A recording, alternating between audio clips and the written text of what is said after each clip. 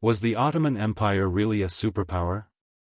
When we think of global superpowers, names like the British Empire, the Roman Empire, or the Mongol Empire often come to mind. However, for over 6 centuries, one empire shaped the political, military, and cultural landscapes of 3 continents, the Ottoman Empire. But was it truly a superpower, in the full sense of the term?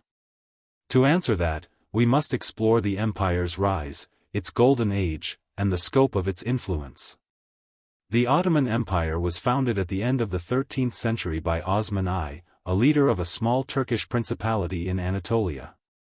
Within just a few generations, this modest beylik evolved into one of the most powerful empires in the Islamic world and beyond.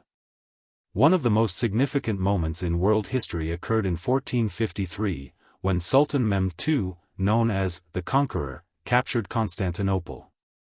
The fall of this ancient Byzantine capital not only symbolized the end of the Eastern Roman Empire but also announced the Ottoman Empire's entrance onto the world stage as a dominant power. By the 16th century, under the rule of Sultan Suleiman the Magnificent, the empire had reached the zenith of its territorial and political power. Its domain stretched from the gates of Vienna in the west to the Persian Gulf in the east, from the Crimea in the north to the deserts of Arabia and the coasts of North Africa in the south. With such vast lands under its control, the Ottoman Empire governed a population composed of many ethnicities, languages, and religions.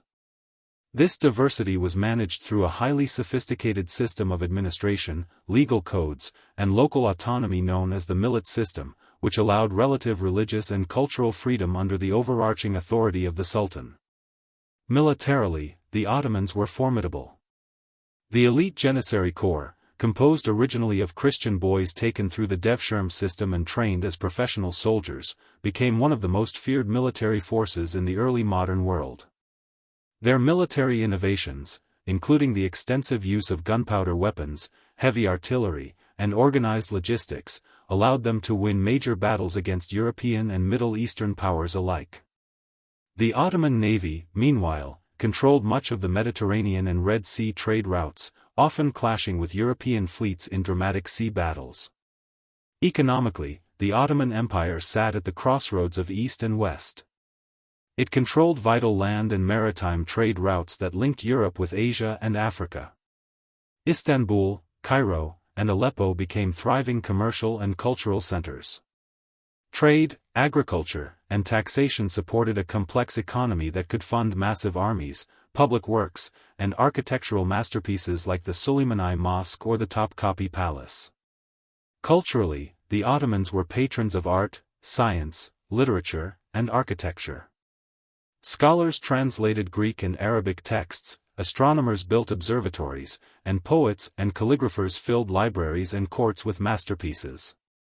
Ottoman architecture blended Islamic and Byzantine elements, creating a unique aesthetic visible in many modern cities today. However, no empire remains unchallenged forever. From the 17th century onward, the Ottoman Empire began to face both internal and external difficulties. Corruption within the administration, succession crises, and increasing decentralization weakened the state.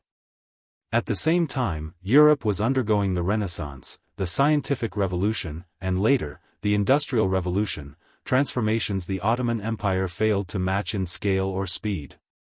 While European powers were modernizing their militaries and economies, the Ottomans struggled to adapt, falling further behind. Despite numerous attempts at reform during the 18th and 19th centuries, including the Tanzimat period and constitutional movements, the empire could not fully reverse its decline. It earned the nickname, the sick man of Europe, a phrase that reflected both its internal struggles and the external threats posed by rising European imperialism. After siding with the Central Powers in World War I, the Ottoman Empire collapsed, and in 1923, the Republic of Turkey emerged from its remnants. So, was the Ottoman Empire really a superpower? In the context of its time, unquestionably yes. For over 400 years, it was one of the most influential empires in the world, militarily dominant, economically strategic, and culturally rich. While it may not have projected global power in the modern sense like the United States or the British Empire at their peaks, within the early modern world, the Ottomans stood as a central pillar of global politics. Their legacy remains deeply embedded in the histories of Europe, the Middle East, and North Africa.